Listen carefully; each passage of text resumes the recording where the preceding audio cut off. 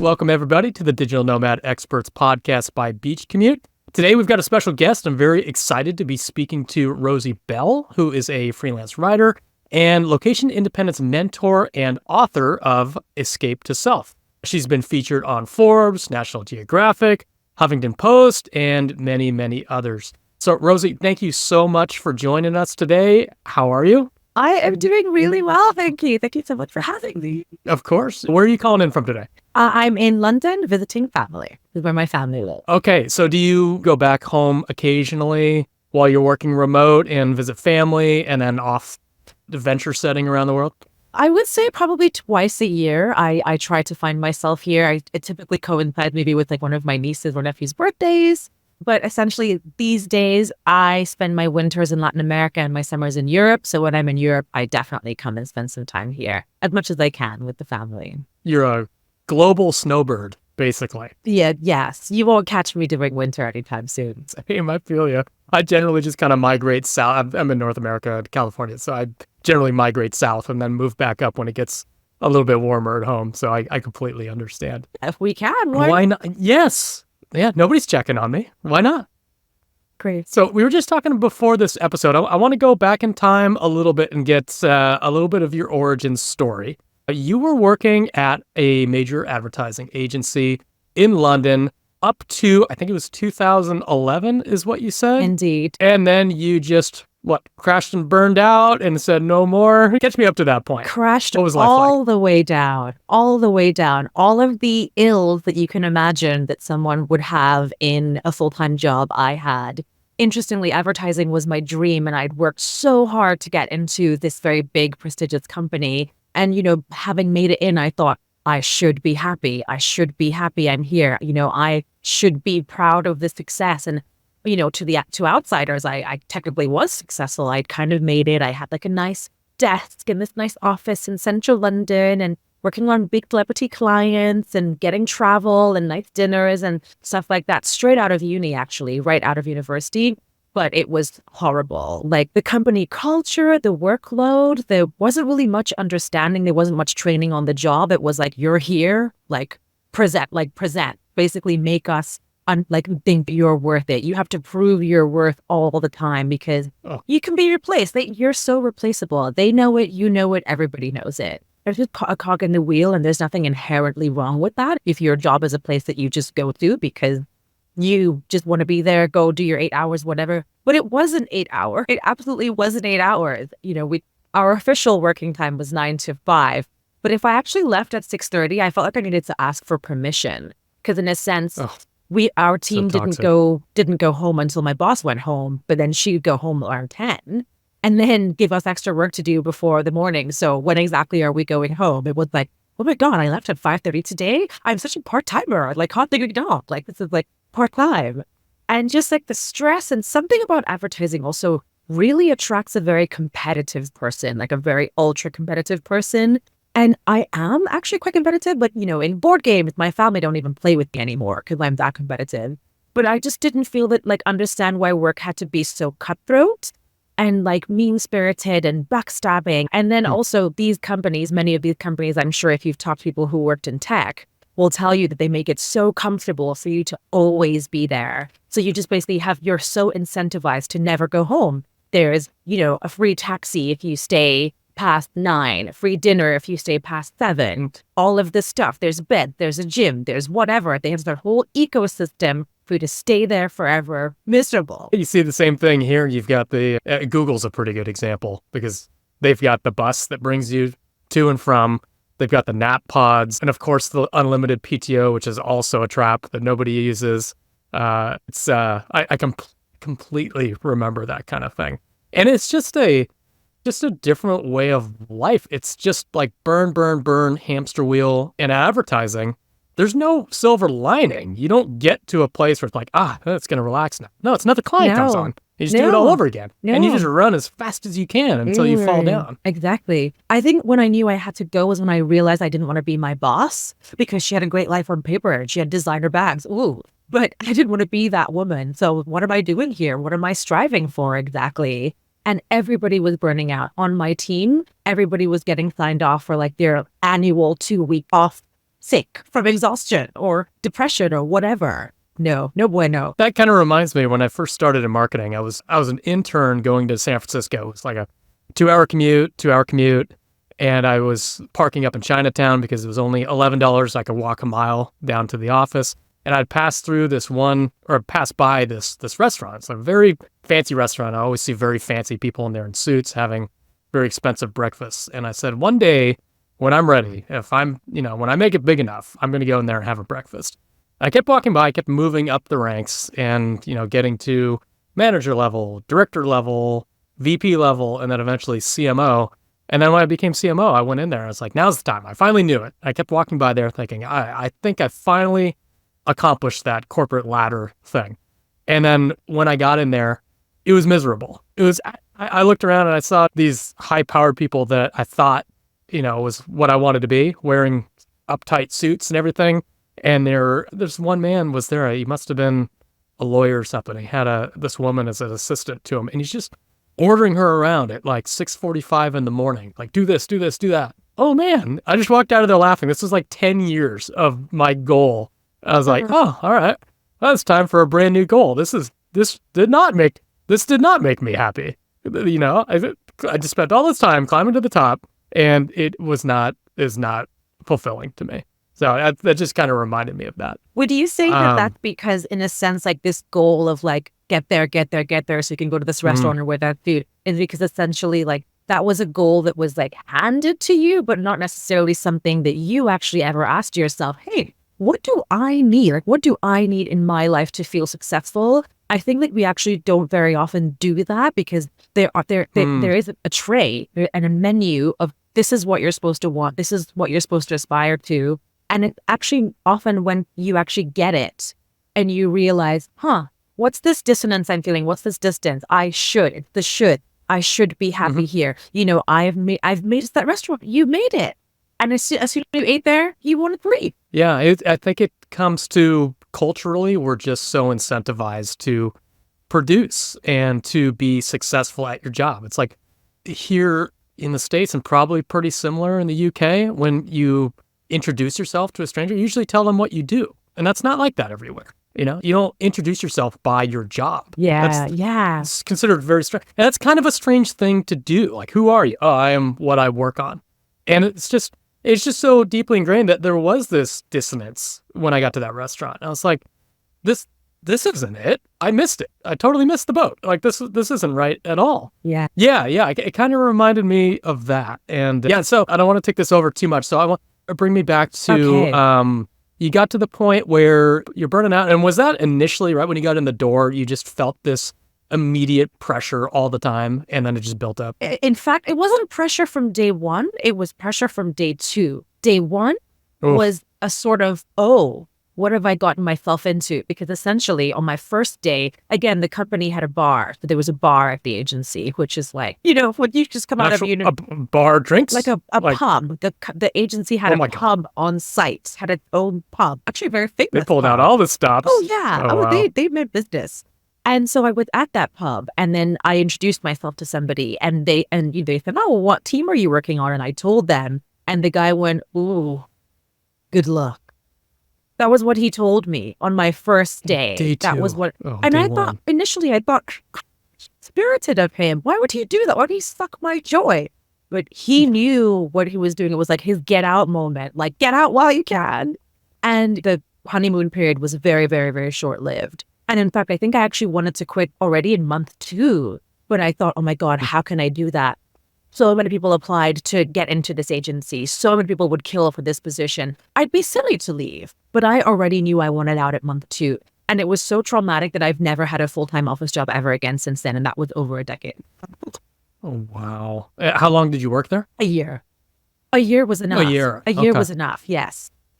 So, yeah. You got out when the signs were strong enough. That's smart. A lot of our listeners are, commuting into this office and just like similar types of offices and having these feelings all the time. I couldn't just ignore it forever. anymore. I actually had health problems develop. Like I had heart palpitations. Like I feel like I would look at my chest and I could see it something because it was so much anxiety building. I thought I was having a heart attack every day. I actually went to the hospital. I went to the doctor. They, I wore a 24-hour heart monitor and they were like, there's nothing wrong with your heart. You're just stressed. I was grinding my teeth. Lots of other things happened. So yeah, it was severe. I needed out. Of course, it's not that bad for everyone, but it was for me. Yeah, absolutely. It's not sustainable for your body. So what did you do after that? So actually after that, I was completely clueless because here I am. I've spent years working towards this advertising career, which I thought would be heaven for me, but was hell. And then so my mom just encouraged me. She said, why don't you just take some time off and go back to school? So I went to do my master's. I did my master's in brands, communication, and culture here in London. And that was a 1-year program. And then while I was there doing all these like intricate, like wonderful research into branding, I thought, okay, I want to start my own brand. And I also know that I want to work for myself. Like I can't do that again with having a boss who, I don't know whether I'm coming or going. Like she actually would throw papers in my face. Like she'd like, that's the level Seriously? that we're talking about. Yeah. So I was like, I want to work for myself. I can't do that again. Like I'm literally terrified of office life now. So I thought, okay, I made a list. What do I actually like? And I love swimwear. I've always loved swimwear. So I created a swimwear brand, taught myself everything, pattern cutting, fabric sourcing, like you name it, PR, everything. I even learned how to build websites because I paid someone £700 to make a website for me and they disappeared with my money. So I was like, okay, I've got to do this now. So now I can do that too, which is great. But I taught myself everything and I ran that for around 4 years. But then interestingly, the part that I found out that I enjoyed the most was actually writing stuff for the blog, the brand blog, because it was a Hawaiian branded swimwear company. So I was writing all these Hawaii beachy travel stories and I was like, oh, okay, could be something I do in the future. And I liked swimwear, but I didn't necessarily like fashion. I didn't like working in fashion. I didn't really think I was a fashion person and I wasn't reaping that many rewards, so to speak, like emotionally, just anything. It just wasn't what I wanted to do anymore after 4 years. And then essentially at that point, it also coincided with just really, really, truly feeling like I needed to get out of London. I needed to get out of London. I needed to make it out. And so I actually stopped the brand and I moved to Panama and I gave myself a year in Panama of a sabbatical to just figure things out. And while I was there, I started getting writing opportunities to write about living in Panama. And that's kind of how my travel journalism career began, kind of organically during this sabbatical. It is near the same time you went to Costa Rica, if I remember correctly. I did. Oh my gosh. Do my research. Also know that you had an incident with some machete-wielding protesters in Costa Rica as well. Yes, I did. Yeah, that was on a trip with my best friend. We had to go through them. It was like, that was the only way. But I'm like, they won't use their machetes on us. We never did anything. We're just innocent people with backpacks. Not in Costa Rica. I mean, that's not Pura Vida at all. It's not Pura Vida, no. Although I do know people who were robbed at Machete Point in Costa Rica on my same trip there. Oh, God. But that's a different story for a different time. Okay. Different podcast. Yeah, within that. But yeah, so it was, I discovered I went to Central America the first time in 2015. I went to Costa Rica, but didn't have that like instant feeling of being in love. And then I went to Panama and I always say this, but I feel like that's when my life began. I met the best people. I saw the most beautiful places. I ate amazing seafood. I just truly felt alive. And I said to myself, I'm going to live here one day. And then eventually I went back to London, finished up with the brand, and then moved to Panama 2 years later after the first time I laid eyes on it. What was it about Panama that resonated so much with you? Well, there were some just like logistical things. Like it's very livable to be in Panama City. It's a very livable city. There's infrastructure. It felt really, really safe. It's beautiful. There are restaurants. It's this perfect merging of both worlds. You have all of the, like North American westernized stuff, but it feels very, very Latin. I'm speaking Spanish. I was practicing my Spanish. I was getting better. Listening to, everywhere you go, there's reggaeton music escaping out of somewhere. And it just felt, I don't know, it just felt vibrant. And I was living between the city and this group of islands. And it was just so far away from the tube commute in London as I possibly could have found myself. I was living in this group of islands between 9 of them, and it was like, oh, which island will be my home today? Oh, just the different problems from what I had when I was in London. And I Yeah. just felt alive. And I'm sure many of your previous guests have said this as well, but it's also the people that you meet. I met incredible people in Panama. I just had amazing experiences in Panama, more so than I did in Costa Rica. It could be a timing thing. It could be, some certain countries invite a certain type of traveler. A different type of traveler loves and adores Argentina versus the traveler that adores Mexico, perhaps. And I just met wonderful people, including somebody who on my second day in Panama City, I met a guy from California, like you, who actually was the one who told me about this group of islands. And he said, you have to go to this group of islands this weekend. There's this crazy party in this place where there's a trampoline in the ocean and you can just jump in sunset and you have to go. And I was like, yeah, I'm only here for 5 days. Like, I won't have time. And he's like, no, trust me. You of all people have to go there. Stop excuses. I'm going to buy you a flight. And he bought me a flight there. And I barely knew this guy. I just met him in a hostel. And he bought me this flight. And going to that group of islands is what single-handedly changed my life. Because once I lay eyes on them, I knew I could never be fully happy in London again, ever. Must have been Bocas del Toro. You know it. Well, that's the digital nomad lifestyle. It seems crazy to people that don't live this, but you could just meet somebody who's living as a digital nomad and you become friends. Yeah. You've got so many common interests. You've got so many core values that you share, curiosity, just interest in the world, wanting to see all kinds of things. Indeed. Yeah, but that is one of the hard parts about the digital nomad life that a lot of people complain about, usually initially, is loneliness and trying to find your tribe, trying to find your community. How did you find those initial friends when you were in Panama? It's like a combination of putting yourself out there and luck in my case, because I went to a pub crawl by myself and ended up getting along really, really well with the girls that ran the company. And then one of them happened they happened to have a spare room, and I moved in with them a week later. And these 2 girls are still 2 of my best friends till today. And that's why I met them in my first week.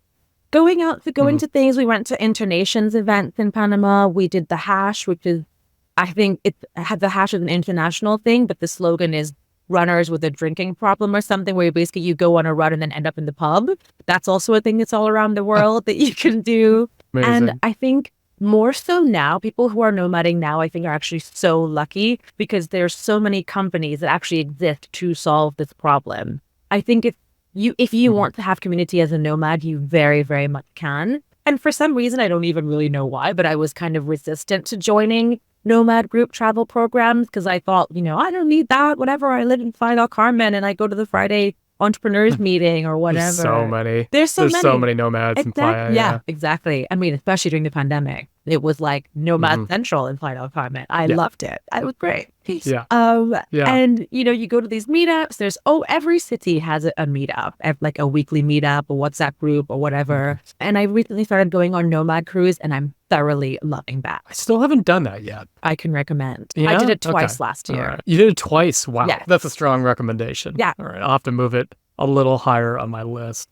So when you go to Panama, were you still doing the swimsuit website, or had you moved on to writing? I actually folded everything with the swimwear before I left. So I was going actually with a completely fresh start, not really knowing what I was doing, but open to trying things. That was essentially my 1 year to kind of find myself or redesign myself in a way. Because I had done the swimwear, I had some successes, like I did everything I needed to do with that. I got everything I needed to do to get out of that. So during that year, I actually also started writing my book. So I was just writing, I was spending time in cafes, and I was fortunate enough that I didn't actually really have to work for that year. But of course, I understand that it's not the case for most people, that you won't be able to have an entire year to figure out what you want to do with your life. And during that year, when I was writing my book and I was just leisurely, spending time, enjoying the world, falling back in love with the world after quite a difficult time that I'd had in London. And then actually a friend sent me an opportunity that she saw for a World Nomad was looking for people who lived in Panama to write about their experiences. I applied and I got it, and I was paid $300 for an essay about my life in Panama. And I thought, oh, wait, could be something here. Let's look into this. And then from there, I wrote a lot about Panama, and because Panama, the isthmus is small, And there weren't, I guess, that many writers, like English-speaking writers that actually lived there. So I got lots of opportunities, Lonely Planet calling me up, Forbes Travel Guide calling me up to do hotel reviews. And I was like, yes, and yes, I could do Oh, this. yeah. So in a way, Panama kind of gave me my travel writing career. Please tell me, like, differentiating yourself as a journalist in London, please. There's millions of us here. Okay. So from that point, Panama, did you decide to move there full time? Yes, I did. So I You actually did? lived And there. you spent a couple of years there? I was there for 3.5 years. Oh, okay. So that was your dream. You decided I have to come back here and live here, and you did it, which was amazing. And then after that, did you start living more of a nomadic type of life, or bring me forward to that? In Panama, I always did lots of little trips like on the side, because as a journalist, I'd get media visits or press trips or things like that, or weddings I'd have to go back for. But Panama was my base for 3.5 years. And how I actually ended up moving on from Panama was that I had actually just gone to go and spend some time in Buenos Aires, which is always my calm down and like center myself city. So I went there for just like basically 6 weeks to just have some me time before I was about to start my wedding tour. I was going to be in 5 weddings that year, and that year was 2020. So essentially, I then got stuck in Buenos Aires. No flights, couldn't leave, nothing, all weddings canceled. And then I was just there for a while. I couldn't go back to Panama, which actually had quite a bad lockdown. I think they were voted one of the worst lockdowns in the world or something like that. And essentially I was in Argentina, and then he finally got repatriated back to the UK. And I was in the UK, I spent the summer here, but then winter was coming up. And as I mentioned, I don't do winters. We don't do that. You won't catch me there.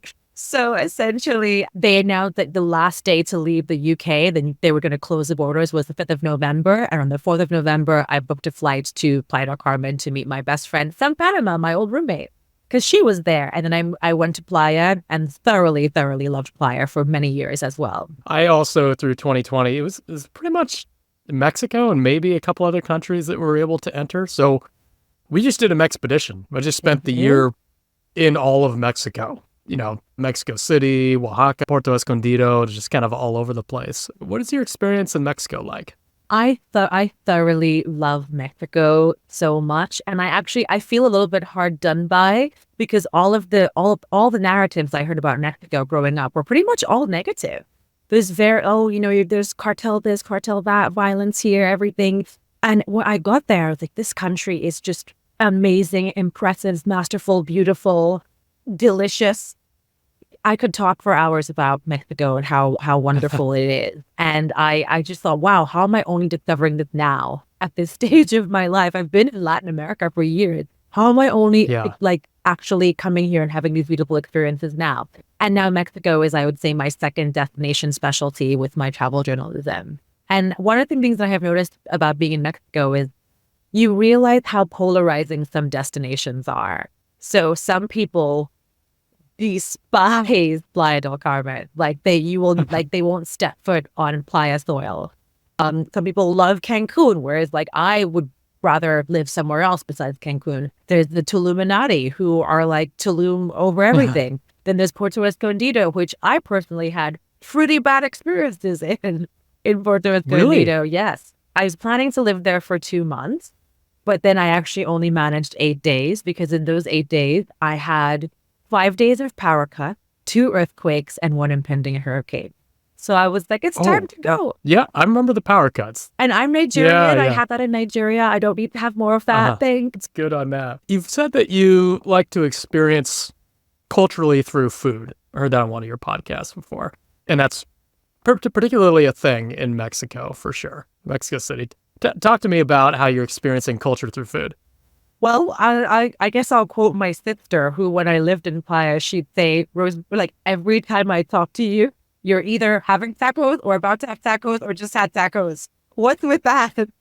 I love the taco life. I'd make my own tacos at home and then go have more tacos at the taco stand near the Mega supermarket, if you remember that, where that is. Yes, all sorts of tacos. And then, I'd work with some nice hotels in Mexico as well, and have talks with chefs who would talk about how you could make healthy tacos as well. Or, with with leaves and different ways of making tacos and like making your own tortillas and things like that. So yes, I'd say taco is number one. And I think I was felt very spoiled for choice and just having access to so many avocados. I don't know if that's a Oh thing my for God. you, but first of all, No, they're really it's expensive not. in Panama. It could be up to $5 for one avocado, but then it's not the juicy, creamy, heavenly kind. So Mm-mm. just having so many avocados all the time was like Christmas somehow. Yeah, so I stayed eating tacos a lot. All sorts of I tacos. stand by that as well. Yeah. And there's Yes, a great absolutely. taco crawl in Playa as well. So that was also a Mhm. really great way to meet people. Let's bring this back around a little bit to remote work, because you spend a lot of time talking about that. You help people become location independent, teach them how to do it. And I'm sure you've got a lot of opinions about location independence. So tell me a little bit about your passion for helping people with this and just in general, how you feel about location independent work. I think why I want to do this is because I remember what I was like when I was starting out. But for all of those years that I was miserable in London, I didn't know anything. I didn't know how I could actually escape. I really thoroughly wanted to escape and dreamt about it for years. But I didn't really know how to in terms of, even things like visas. There weren't really that many. There weren't digital nomad visas yet at that time when I was starting out. And there also weren't really that many location independents or even digital nomad kind of mentors or influencers or content creators. It wasn't really a thing. But actually, there was one girl, Andrea Valeria. She's Panamanian, and I followed her from the beginning. Her Instagram name is It's a Travel OD, and she was really, really inspirational for me. And I got to meet her in Panama as well, which was really lovely. And she's so great. Like I wrote an article about digital nomads for BBC Work Life, and I interviewed her as well. She's so great. She definitely inspired me at the beginning. I want to do this because I want to help people who were where I was, which is feeling thoroughly, thoroughly stuck and kind of hopeless. On my first trip, I booked exactly 3 months to be in Costa Rica because I read, okay, 3 months is the maximum that you could be there. But I didn't know about border jumps and stuff Yep. like that Mhm. and nomad visas and whatever. And I also didn't know what work I could do abroad because obviously, when you go abroad, you can't get local jobs. So this whole like working online thing, it wasn't as ubiquitous then and there wasn't as much information. But despite how much information there still is now, people still ask questions every single day, like, what is the nomad? Like, how can I be a nomad? Like, what is a nomad job? What are the best digital nomad jobs? Things like that. Like, it's like the curse of knowledge because we know it. We think other people do because we've been doing this for many years now. But actually, one of the main questions I get is, how can I start? Like, do I need to retrain? How can I start? But it's like, well, actually, you have a job when you go into an office every day and you're a graphic designer. You can just be a graphic designer online. Okay, but where do I do that? Okay, well, do you know about the gig website? Do you know about, are you using LinkedIn, social media, personal brand? All of these different Mhm. ways people can if they're already portable professional, their jobs are already portable. They just don't know, how to move them online in a sense. They don't know how to move them online. And then that's the work part. And then the travel part is like, how, will I be safe? Is it dangerous? What do I do about visas? Where do I pay my taxes? There's so many questions that actually even like experienced nomads are still navigating at this point, tax havens, all Mhm. of that stuff, which visa to apply for, what's the entry requirement. So how I feel about remote work is obviously, as you've probably heard on different podcasts, so ever so freeing. It is ever so freeing. Just being able to just be wherever you want. This unspeakable freedom is just unspeakably wonderful. Actually, just, you're where you are now. I'm in London. On Monday, I'm going to be somewhere else for my birthday next week. Mm. And then after that, I'm going to go to my beloved Barcelona, which I love, even though it's kind of going through a crisis right now. And I can do that. And the beautiful thing is, I've been doing this for so long that when I go to Barcelona, I have community there. When I go to Belgium, I have community there. When I go to Brazil, I have community there. And even if I don't, I can just plug myself in. And the thing about nomads and remote workers is like when you're living your life this way, it just makes you ultimately a lot more open-minded. One of the great things about remote workers and nomads in particular is like you're constantly going to these different places and you're having to plug and play each time. It makes you so much more adaptable, but also just so much more open-minded. And when you're meeting Mm. people, you already have that thing in common. One of the unfortunate things that we have in common also as nomads is the fact that in many cases, our families or our friends back home don't understand us anymore. They don't understand our lives anymore. So therefore, we have to kind of find people who do. I don't have to explain to you, why I'm going to be in 3 countries in the next month. You just get it. But for somebody else, it's like, oh, why? What's taking you to Montenegro? What are you doing that for? Oh, like, do you have a house? Do you feel homeless? When are you going to settle down? Like, your nomad friends aren't asking you these questions. You have different conversations. And earlier you mentioned about how maybe in the US or in North America, and maybe also in the UK, people introduce themselves by their job. I almost feel like actually in the nomad community, there's been like a flip with that, where people almost don't talk about their job because they're tired of being defined by that for so long. And we can just present ourselves as people, whatever we want to present ourselves as. I was joking with Marissa about that just recently, how some of my friends, I still not really sure what they do, because it's just not, it's more like what defines you. I'm more of a conversation of like, where's your favorite place to live? Yeah. Like what are some of your favorite cultural experiences? Like, okay, that's a little bit more true to me about who you are than what it is that you do to make money. Yeah. And if you're passionate about what you do to make money, fine, we'll talk about that. But it's not these cookie cutter conversations that you have at home that I just really don't identify with anymore. Just to the point that you made. Yeah, it's to me, like me talking to you, I'd be like, yeah, I'm going to go to this country, this country, this country. Love to go back to Barcelona again, by the way. That's an amazing place. But when I tell people at home, they're like, yeah, why? Do you have to work there? I'm like, no, I don't have to. I just kind of want to. Oh, okay. Is it safe? It's like, oh God, here we go again. I don't even broach the subject anymore. Yeah, I don't have to work in Barcelona. I get to work in Barcelona. Yeah. And the safety question, when I was moving to Panama, people asked me if there was electricity and if I'd be living in a hut.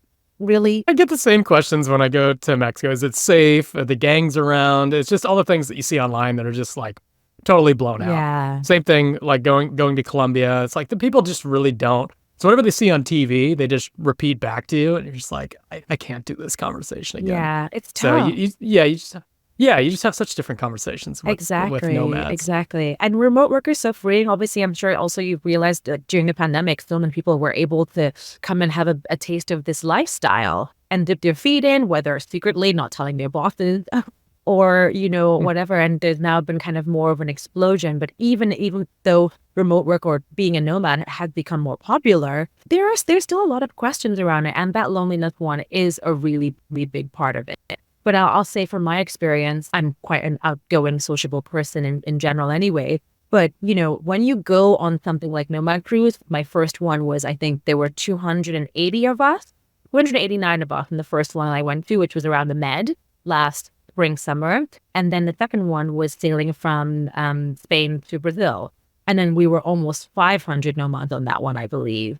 And there's inbuilt activity. It's almost impossible for you just even have one encounter with somebody, which is like a real heart to heart, not like where are you from? Oh, you're from Idaho. Oh, okay, I'm from Oklahoma. Okay, there, and then my boss worked at Maryland, and then a real conversation. There's on conferences where you can actually organize whatever you want to organize. If I want to do a ladies meetup about how to braid your hair, you could do that on the cruise. There's sections and time inbuilt for like real connection. There's deep connection workshops where you just get to stare in someone's eyes and talk to them without talking. There's all of these things to actually cut through the noise. And there is so much noise. There's so much noise when you meet people. I don't know how it is on other group programs like Wi-Fi Tribe or Hacker Paradise, because I haven't tried those ones, and I would like to. Noma Collective, what have you. But I feel like if you're looking for your people, there are definitely ways to do that as a nomad, for sure. We all, the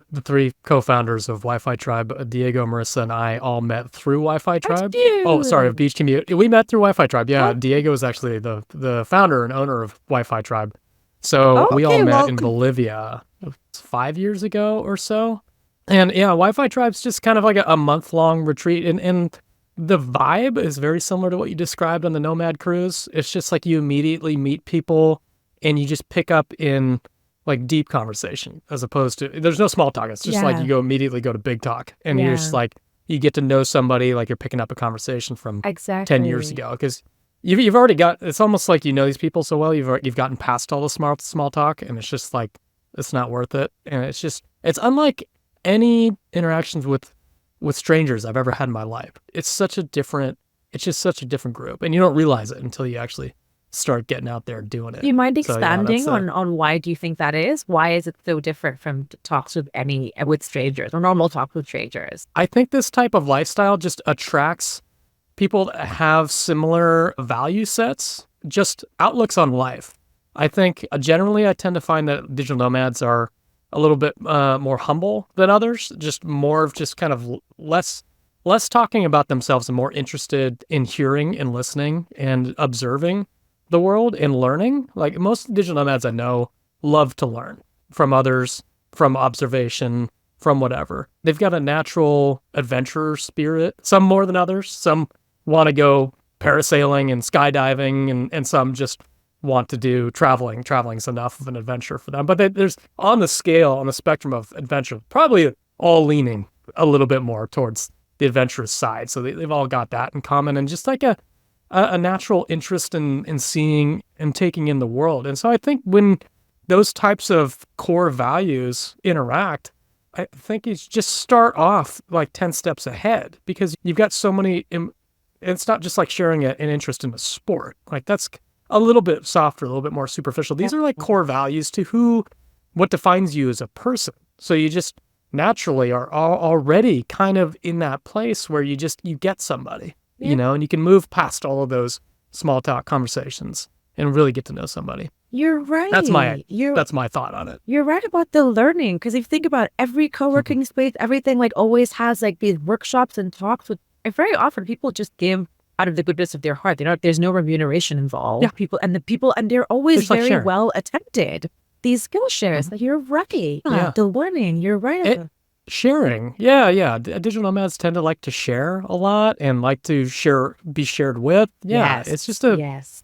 Yeah, it's a very supportive sharing environment I've seen. Rarely seen any exceptions to that. This has made me think of an experience I actually had with a man from Florida who I met in Panama, who was not a nomad. He wasn't a nomad, but it was something that this has stayed with me. And this is actually from what you said, something I never had with nomad. So this gentleman, actually, he wasn't a gentleman. He was kind of rude.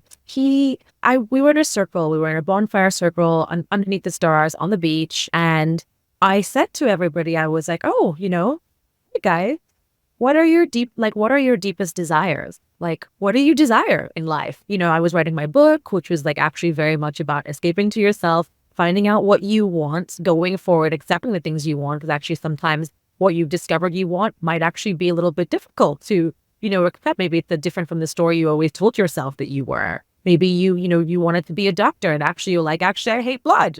So, but I was doing all this research. So I asked the group, what do you desire? And his response was, that's none of your business. And no nomad, I don't think no nomad would ever say that.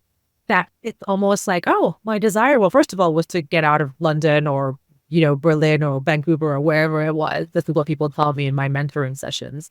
That, I felt this urge for freedom. Feeling stuck is a big one. And also a sense of utility in the way that they were living their lives or what they were doing. When I quit the ad agency, I remember there was an article in Vice that year that surveyed people in Britain, and apparently 37% of everybody in the United Kingdom thought that their jobs were pointless.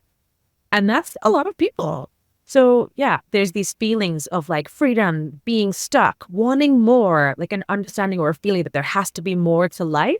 We're always asking ourselves these questions. So that's why a nomad is never going to say to you, that's none of your business, because they've probably been pondering these things for years. I'm shocked to hear that. I've never heard anything near that from a nomad. Yeah, because I think nomads just generally they do have, they're dreamers. Like everybody that I've met is a dreamer, and they do have these goals that they like to share with people. And it could be a business goal, but it could also be I want to have full financial independence to travel to blah, blah, blah. I want to go on this adventure in Vietnam. It's usually, some really heartfelt thing that really reveals who they are as a human being. And they're very, very important bonding moments. I'm really shocked to hear that even came out. I was too. I absolutely was also shocked.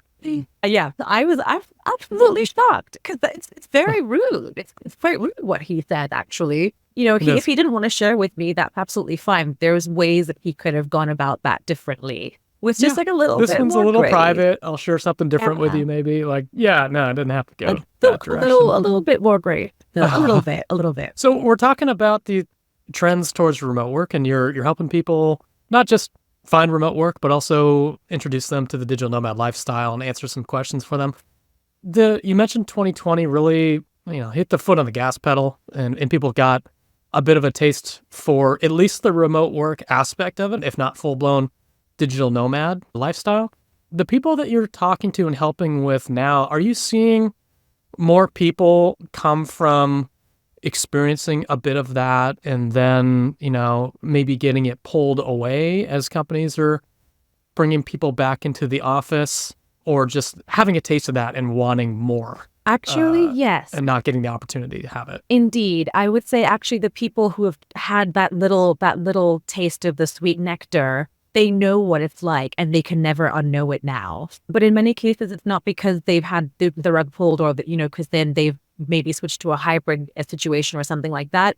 I guess one of the girls I spoke to most recently, she lost her job and she was in between jobs. So she had a couple of weeks. And in that time, she went traveling. And she thought, oh my gosh, this is amazing. How can I do this long term? So it's not just a thing that I only do when I'm in between jobs. I want to actually find a job that will let me do this, or actually just make my own job, build my own job. But how do I do that? So yeah, once you've tasted it, it's really, really hard to go back. The same way that when I went to Central America, I knew that I could never live in London full time, like truly, happily, the same way I could have stayed here. My body could have stayed here, but my mind and my heart would have been somewhere else. And my joy would have been somewhere else too. So yes, people are definitely asking, how can I make this real? For the most part, it is mostly aspiring nomads that I get that come to me. Women mostly, actually. They want to know, how did you start traveling? Actually, the travel element is a big one, almost as much as the remote work part. How do you feel traveling alone? How do you find friends? How do you find accommodation? What visa? What's your passport? Passport privilege is a thing. People who aren't from, countries in the global West have lots of questions around that. And, I'll guide them to places where you can find out things like that. Because, when you don't need a visa, you are just ultimately much freer. I'm British, so after Brexit, I'm much less free. And I have lots of feelings around that. But already in itself, We have to bookmark that one for part 2. Yes, I'll come back for part 2 and I'll talk about it a lot because it upsets me so deeply. But already in itself, just being British and having a British passport opens hundreds of doors to me. So out of the places I've got 2 questions. Yeah. I'm just going to ask them. One, let you answer, and then ask another one. Out of all the places you've been, where's your favorite? Is your heart still in Panama? Difficult one. Panama will always be home in one sense. Like I sound very cheesy and over the top, but every time I get back to the city and the airport, I kind of shed a bit of a tear. It just feels so good. And Panama gave me so much. And in many ways, I feel like it kind of saved my life, which sounds dramatic. Anybody who's living in a place where they feel like they're drowning probably can really understand that feeling of when they get somewhere that suddenly they feel like they can be themselves, or they're exactly where they're supposed to be. That's how I felt in Panama. I don't feel like that at this present moment. I feel like I'm actually quite happy with my situation of, being in Europe this summer, because actually, Europe in the summer is wonderful, and my family's here. Nice. My friends are here from all of the years I lived in London, essentially have dispersed to different places in Europe. And then I can escape the winter and thoroughly immerse myself into, that last winter was Brazil. Before that was Mexico. Ultimately, I would like to have just one base in the way that I did when I was in Panama and then when I was in Mexico for 3.5 years. That's something for the future, but I haven't found that place. And it's kind of like falling in love with a person. When you're with them, you want to be there with them, and you just know that that's where you're supposed to be. And I haven't found that place yet. And when I do, I will settle down roots. I'm definitely a slow mad. In case you probably noticed that. I think it kind of naturally evolves that way as you travel more and more. Yeah. Although some people I've seen it has reversed, but that's the exception, not the norm. But yes, absolutely. Yeah. Slow mad. I like to, know where I am, know where the supermarket is, know, where I like to walk for my evening sunset walk. meet some people. If you're somewhere only for 2 weeks, you almost feel like there's no point meeting people. There's no point immersing yourself into the culture because you'd be gone in 2 weeks. And locals probably don't want to talk to you either. When I was in New York, the longest I've ever spent in New York was 2-3 months at a time. And people were like, oh yeah, you don't live here, you're leaving. So like, there's no point getting to know you. Like they told me that to my face. That sounds very New York. That's a good segue to the second part of my question. You've probably got places on your list in this search for this new home where you want to put down roots. Where do you aspire to travel to? Maybe there isn't a country per se, but if I would love to describe what that place looks and feels like. Please. Well, obviously it's a place that's warm, preferably over 28 degrees Celsius. Sorry, I can't do Fahrenheit. Never been able to do that conversion. I can translate. Okay, yes, 28. I'm getting better. Above I'm getting better. degrees Celsius. Okay. Yes. Got it. So I'm like by the beach, close to the beach. I don't necessarily have to go into the water. I just need to know the water is nearby, like some sort of comfort blanket. I need to know that it's there. I like to hear different languages. I like music. I like places that are boisterous and feel energized. And that sounds like I'm describing Spain. I love Spain. I'm thinking Spain or Greece. This is kind of my brain is, wrapping around. I'm trying to narrow it down. I'm thinking maybe not tropical, too hot for you. Spain, I absolutely love Spain. And, if you can live somewhere where you speak the language, it also kind of helps you feel a little bit more comfortable. Not that by any means I tell people that they can't go somewhere that they don't speak the language, but it just helps. It helps you, you feel like if someone's trying to sell you, that you're getting sold, and then you can just turn around and talk to them in Spanish or whatever language. But, it's nice to go somewhere when you know the language or that you like the language. That's also a really important one. I like to be in places where phonically I'm pleased. I love the way Spanish sounds. I love how Portuguese sounds. I love Brazilian Portuguese. Please sing to me. I love that. So it could be Brazil, but I'm not fluent in Portuguese.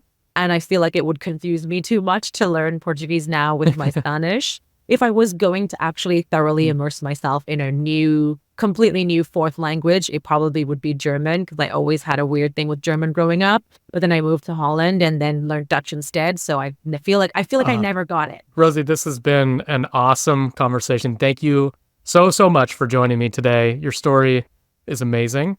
Where would you like to send the audience to find you? If you would like to talk to me, ask me any questions about all the things that we've discussed today, being a nomad, where to go. If you're a lady, if you want to go on a nomad cruise, anything at all, please find me at discoverysessions.com. I have mentoring sessions available and actually a whole library of online courses about location independence. So come find me at discoverysessions.com.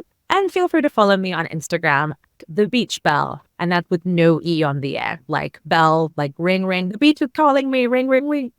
And that's where you can find me. And I'd love to meet you. Thank you so much, Rosie. I will put the links in the show notes so people can find you, find her on Discovery Sessions, and send her a message. Rosie, thanks again so much for this conversation. Thank you. I'd love to do a part 2 at some point Brexit. To continue your journey and Brexit and how that impacts your travel in Schengen. I'm sure we could go on and on and on. Yeah, I can see you shuddering right now.